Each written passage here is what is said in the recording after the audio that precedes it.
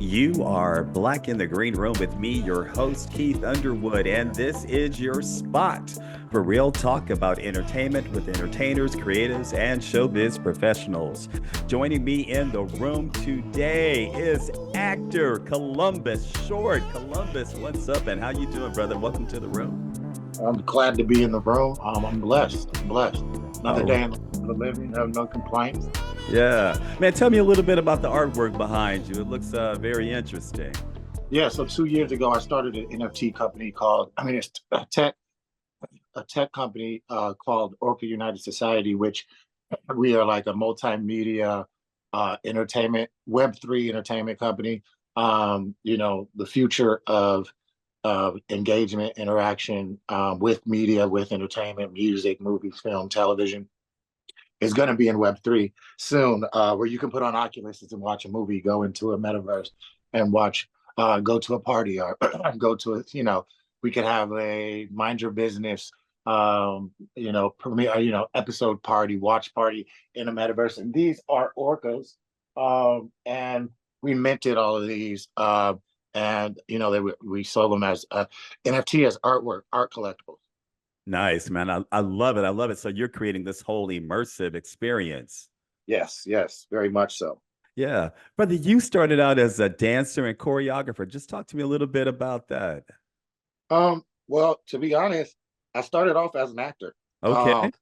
Um, music was first love, but at a very young age, I started acting. Was in performing arts schools majority of my lower academia life, my younger life, and into high school.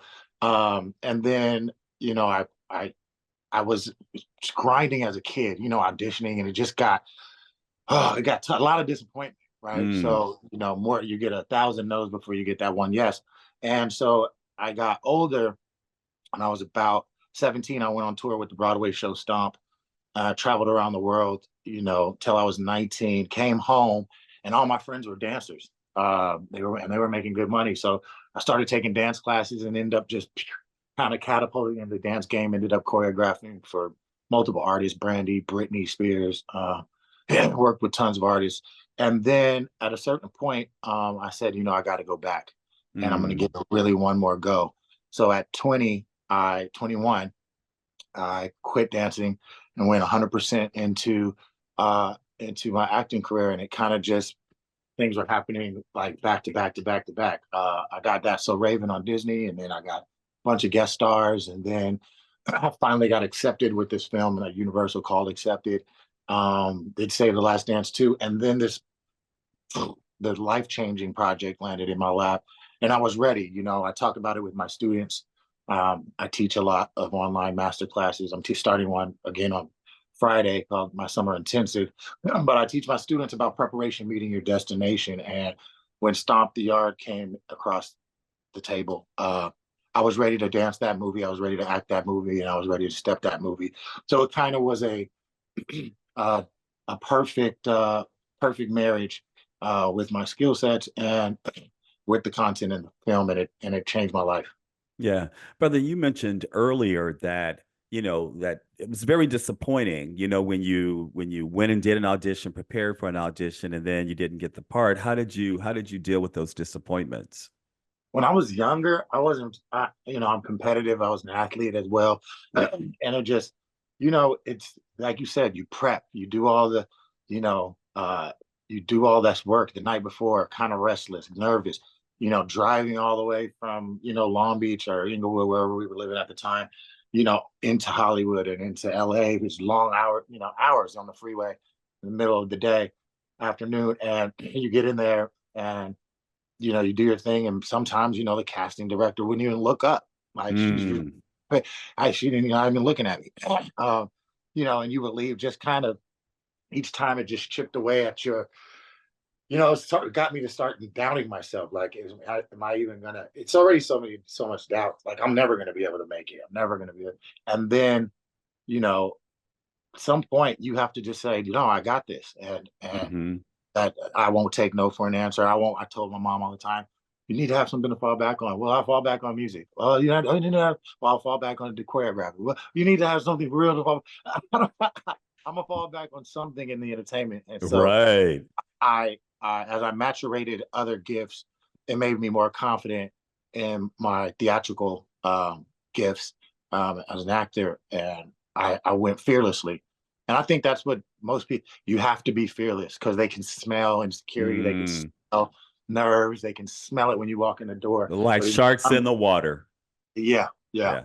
So having, this career early in your life and then continuing, on, Scandal and through Scandal, you've made select, appearances back in the spotlight.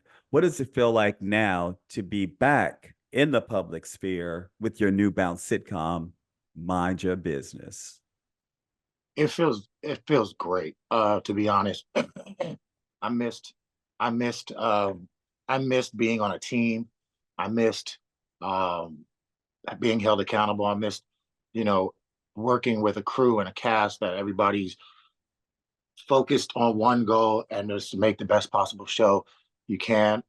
And it's exciting because when I was on Scandal, I think there was and most of the stuff I've done, I've been in a bubble, so I never really Mm, knew how what our work does for the outside consumer or the viewer. And after I was released from Scandal, I got a chance to just travel around everywhere. I just was like a gypsy for about 6 months, and I realized I would just be anywhere, and kids would come up to me, man, you don't have any idea.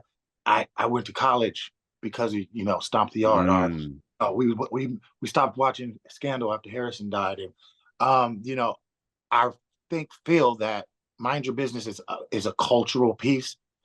It's speaking to the culture, timely, poignant subject matters, and so that now puts us back in the forefront. I'm back not in terms of just being on television, but I'm back understanding that we have to be leaders, like it or not. We have to be leaders, and in a time like this, a show like this is so important for the culture. And I'm just blessed to be a part of the journey with the entire cast and crew. yeah. How has it been therapeutic, for you now working in comedy?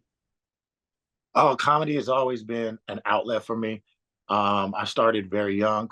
The weigh-ins, my first time on stage. My first time on stage, I got bet. I made a bet with a friend of mine at a basketball court. He said he's going to get up on stage at the Ha Ha. It's open mic. I went, just completely nervous. Never been on stage before, other than dramatic, and my comedic improv classes that I was taking. So I was just like, let me go up here and just talk and tell the truth. Mhm. And it just so happened that day, all the Wayans were in the house, literally from Keenan down to the baby. You said Uh, every last one of them. every single one. And so I did my set. I'm shaking like a rattlesnake. I get outside and I get to my car and I hear, hey, turn around, it's Damon Wayans. He invited me to join his cast of he was doing a new living color called Underground on HBO. Yeah, I remember that show. Very risque, but it was good though.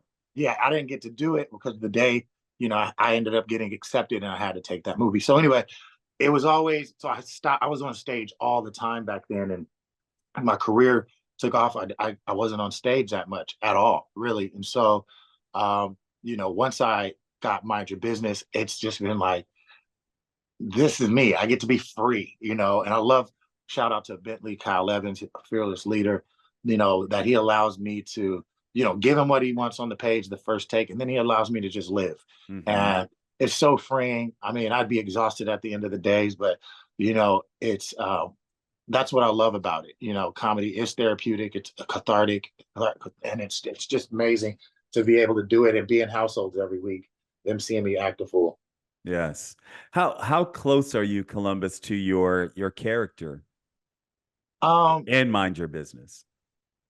I think I'm a lot like Alfonso in the sense that I try to juggle so much. I want to be, if I wish I could like be in all the places I need to be at all times, as a father, as a husband, as a producer, as a director, as a writer, as a tech entrepreneur. I'm doing a lot, but I'm doing it all for my family. Mm. And so, you know, I am a lot like Alfonso, and I crack jokes. I mean, I'm zany in my house. Um, you know how a lot of there's some comedians that are like, you see them on stage and they're like bigger than life, and then at home they're like nothing. They're like, Oh, right, right, right. Eddie Murphy's a big one. He's real kind of chill. Yeah, so I so I'm get either you. yeah, so I'm zany at home. I'm trying to make my boys, my wife laugh as much as possible. So it's a lot, I'm a lot like him, and that's why I feel so comfortable playing him, and I feel comfortable with Karen Ward Ross. I think our Mm. chemistry is amazing. I think we have a possibility to be that new, Black TV couple showing Black positive love, healthy communication, trials and tribulations nonetheless. But I think we are in a good place to start setting some real examples of what the Black home should look like right now. Conflict and resolution's a big part of Mind Your Business, even though it's a sitcom. How do you hope or anticipate your role in Mind Your Business, helping to resolve any public misconceptions about Columbus Short? Um, well, I hope that the public misconceptions I never fought against. So I never got out in front of it. I kind of just Mm. laid down, and I think a lot of people expected that or assumed because I laid down, didn't fight back, wasn't out there trying to quote unquote clear my name of the false allegations. I think they're like, well, he didn't fight for himself. Like, what? It's true. No, I always believed in my gift, and that I've always kept my head down and just worked. All the other drama that's surrounded is just, I think it comes with. That's a whole deeper key. That's a whole nother journey. But a whole we had to do a whole interview just on that. But I think people say, "Oh, there he is." The proof is in. You have to see the man, right? Mm. If all they're seeing was they were used to seeing, scandal, number one movies, number one shows, and then headlines. So there was nothing in between there to debunk any claims, debunk any misnomers, and tell the work speaking for itself. So how I'm hoping it will clean up any public misconceptions is one, what kind of shape mentally, physically, emotionally do you have to be in to pull off a show? If Mm. anyone knows the hours that are required to work, That's uh, truth. That's real truth. to be responsible to show up to work on time every day, be a leader in the crew, a moral leader to your castmates. That's it's a job within inside of a job, and no one that's off their rocker or out there can do it. It's hard enough to do it in a clear mind, sober heart, and it's hard enough to do it that way. So I think them just seeing that one, the responsibility, like I talked about, the leadership off screen, Hmm. the leadership in the community. It's opening up those doors for me to do the things that I love to do. I'm big on community outreach. I'm big on arts education in the inner cities, giving back the way I can, right? And that's all the stuff that I've wanted to do. That over the last 10 years, I've just been fighting against misnomers, but now the show is opening up new doors, repairing former relationships that were kind of that I missed in Hollywood with people that were my dear friends. And it's just a blessing on so many levels. We could talk about this for an hour.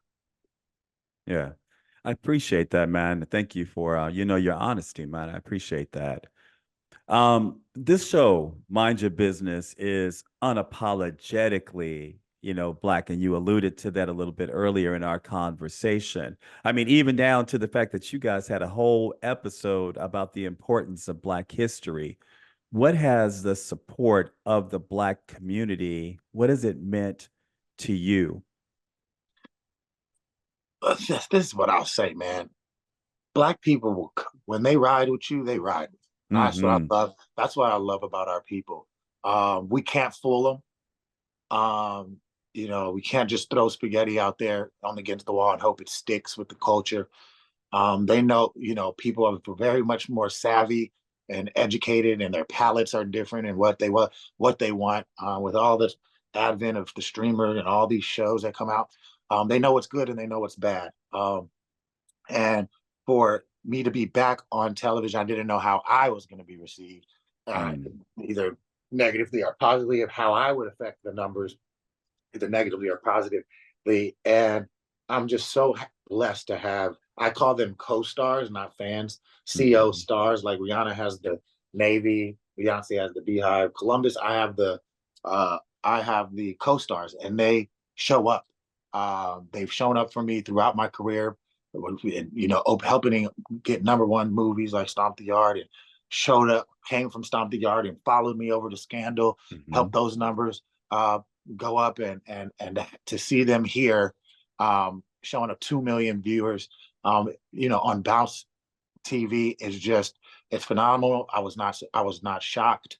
I was shocked, but I'm not surprised, because it's good work. It's good mhm, writing. The writing staff is doing it, and it's there's so much other stuff out there. We miss the Family Matters. We miss mm, Fresh Prince of Bel-Air. We miss Living Single. We miss the Jamie Foxx show. We miss Martin. We miss those shows that the Cosby Show. We missed those shows that made us laugh, made us think. Made, you know, some kids like, oh, I wish Uncle Phil was my real dad. mhm, We're dealing with LGBTQ. My son being gay. But we're dealing with everything that the culture is dealing with right now. mhm. We're trying to hit as much as possible. I hope next season we get to dive into some deeper things that I think are plaguing the culture, and making it funny, but also making it poignant and effective um, programming. Yeah. With so many hot button topics like you were just mentioning, Black men's mental wellness has been huge and a topic of many conversations. Is that a subject that we can expect to see in Mind Your Business? If not in this season, what about season two? Well, I'm going to just start off and say that's an excellent question. Thank you. I'm huge on mental health, and Same here. especially in our community. Yeah. I see my therapist once a week. I'm in men's groups, fatherhood groups. This is my weekly. I'm in a group or one on one at least 3 to 4 times a week. And it's imperative Hmm. to anyone and everyone. But our Black men need to. We have so many things that so many of us have experienced childhood traumas and Hmm. things that have gone unchecked, unaddressed for our whole lives. And then we grow up and we're adults, have never dealing with those issues. And then having kids, and then and the cycle never gets broken because of there's some, I guess, a stigma of that, a stigma of seeing someone, unpacking the ugly, unpacking the dark, Mm. getting into the crooks and the crevices and the catacombs of the real issues. So me saying that, being an advocate for that, absolutely. If I'm on the show, I'm definitely going to be pushing that we deal with that. I want to deal. I want to dive into the mental health heavily. I want to dive into how mental health affects. What are the effects? With my son and him being gay.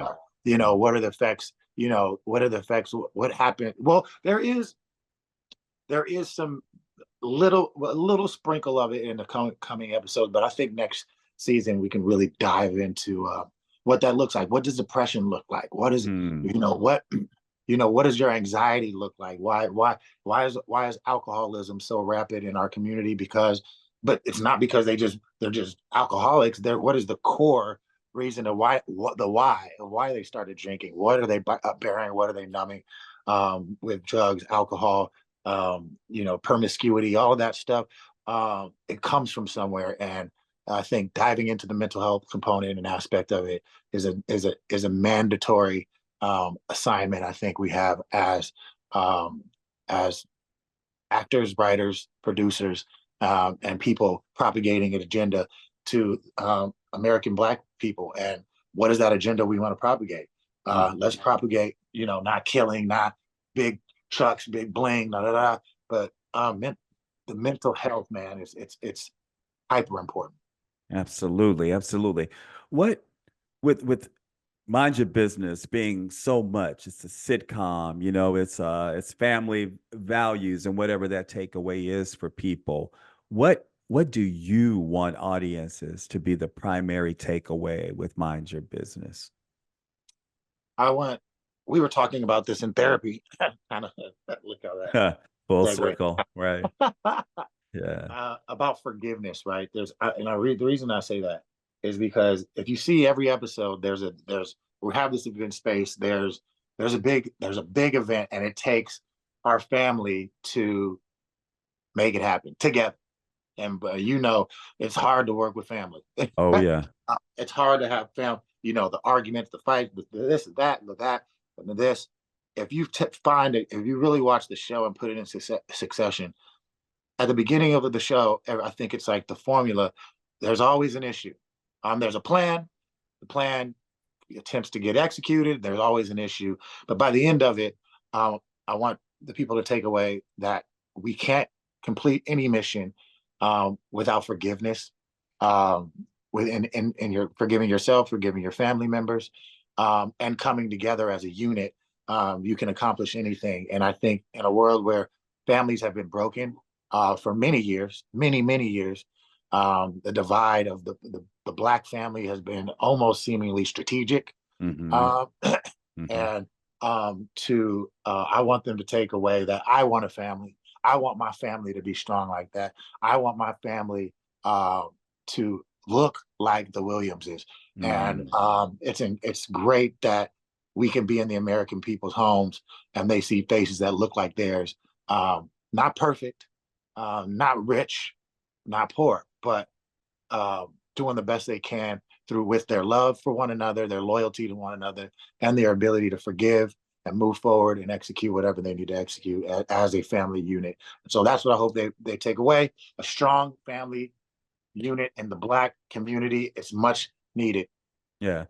Columbus, how can those values transfer over to us, in the entertainment industry and collaborating and working together? It's interesting you say that.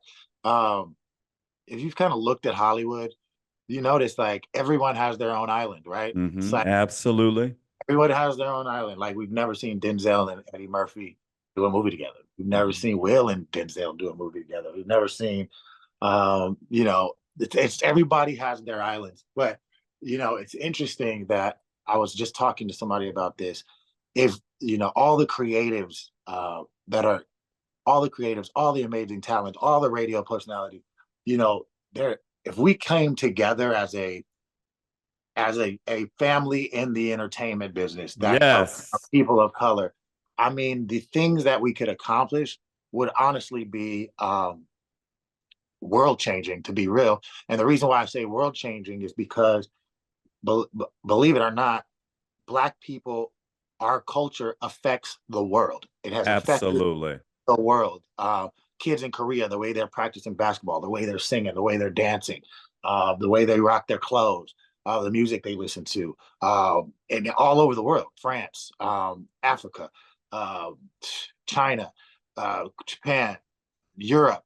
We have affected the global populace for years, and we continue to do that. But it's interesting that here in domestically, we haven't figured out to all how to come together socioeconomically, but also in the business that we're in. So, I think the more this conversation comes up, is on the Hmm. forefront, there's going to be a group of people that say, you know what, it's time for us to, you know, keep our Black dollar in. We can make the same level of content, the same quality, tell new stories, um, uh, without having to go outside of our community. But we can share our content outside the community. Absolutely. But sharing the wealth amongst ourselves and propagating a new agenda. Love it, man. How can audiences watch Mind Your Business? Every Saturday, 8/7 Central. I always got to say 5 p.m. PST, Pacific Standard Time, on Bounce TV. Check your local listings or download the app, the Bounce TV app, and check it out. And just if I can say to directly to the viewers. Thank you so much for showing up, turning it on, tuning in, and supporting us. It's invaluable, and not only for me, but for my entire cast and my crew and my writers and the executive producers and the network. We thank you very much. Thank you, Columbus Short. And how can everyone find you on social media? Yes, you can find me on IG, official C Short, on IG. And last shameless plug, I'm dropping my next single this week. It's called Headlines. I'm gonna be dropping, a few singles leading up until fall when I drop my album. But it's called Headlines. Look out for it. It's gonna be on all streaming platforms, and it's just I'm striking I'm shooting all my bullets, man. I'm shooting all my bullets. That's right. Pow, pow, pow, pow.